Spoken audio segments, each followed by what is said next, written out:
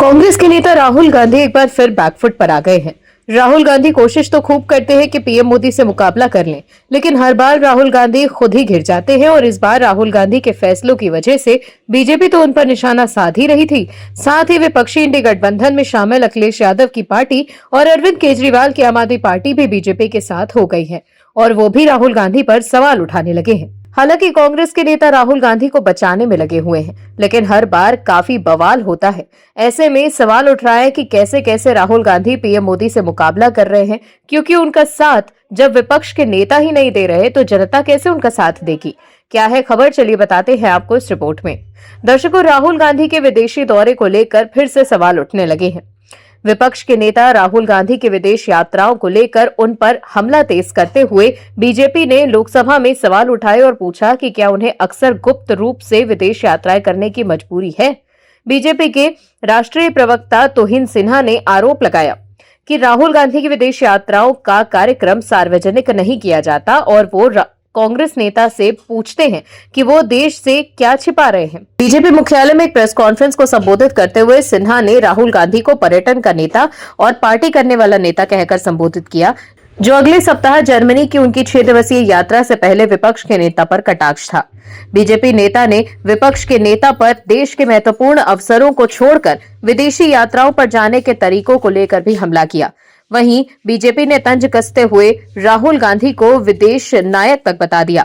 विपक्षी इंडी गठबंधन में शामिल दल भी राहुल गांधी के विदेशी यात्रा पर सवाल उठा रहे हैं। आम आदमी पार्टी और समाजवादी पार्टी सहित इंडी ब्लॉक के सहयोगी दलों ने राहुल गांधी पर हमला करने से बीजेपी का साथ दिया है। राहुल गांधी पर निशाना साधते हुए आम आदमी पार्टी ने संसदीय सत्र से राहुल गांधी की अनुपस्थिति पर सवाल उठाया और पूछा कि क्या ये लापरवाही से अनुपस्थिति ज्ञानोदय का परिणाम है। आम आदमी पार्टी के नेता प्रियंका कक्कड़ ने एक्स पर लिखा है कि किसी ने विपक्ष के नेता को ये नहीं बताया कि वो शीतकालीन सत्र पे अनुपस्थित रहने के बजाय इस समय जर्मनी में अपने प्रवासी कांग्रेसी पदाधिकारियों के साथ बैठक के लिए गूगल मीट का इस्तेमाल कर सकते थे। क्या ये लापरवाही से अनुपस्थिति ज्ञानोदय का परिणाम है या फिर भारत को बीजेपी बनाम कांग्रेस के नारों में उलझाए रखने की राजनीति। इसके अलावा समाजवादी पार्टी ने भी शीतकालीन सत्र से राहुल गांधी की अनुपस्थिति पर सवाल उठाया। पार्टी ने कहा कि संसद का सत्र चल रहा है और राहुल गांधी विदेश यात्राओं को लेकर चिंतित हैं। वो देश की राजनीति को लेकर कितने चिंतित हैं ये सभी जानते हैं। दरअसल इंडियन ओवरसीज कांग्रेस के अनुसार राहुल गांधी 15 से 20 दिसंबर तक जनवरी की यात्रा पर रहेंगे। इस दौरान वो भारतीय प्रवासियों से बातचीत करेंगे और जर्मन मंत्रियों से मुलाकात करेंगे। वहीं दिल्ली स्टेट हज कमेटी की चेयरपर्सन कौसर जहां से राहुल गांधी के विदेशी दौरे पर सवाल उठाया। दिल्ली स्टेट हज कमेटी की चेयरपर्सन कौसर जहां ने कहा है कि Rahul Gandhi part time politician हैं। वो विपक्ष के नेता हैं, लेकिन जनता के मुद्दों से उनका कोई सरोकार नहीं। उन्होंने कहा कि राहुल गांधी पहले सवाल उठाते हैं और जब सरकार जवाब देती है तो वो समय सदन छोड़कर चले जाते हैं। राहुल गांधी को गोपनीय विदेशी यात्राओं करने का बड़ा शौक है। इसके कांग्रेस के नेता और कार्यकर्ता भी परेशान हैं। वहीं चौतरफा घेरने के बाद कांग्रेस के नेता तिलमिला गए हैं और वो सोशल मीडिया पर राहुल गांधी के बचाव में पोस्ट कर पीएम मोदी की विदेश यात्रा पर सवाल उठा रहे हैं।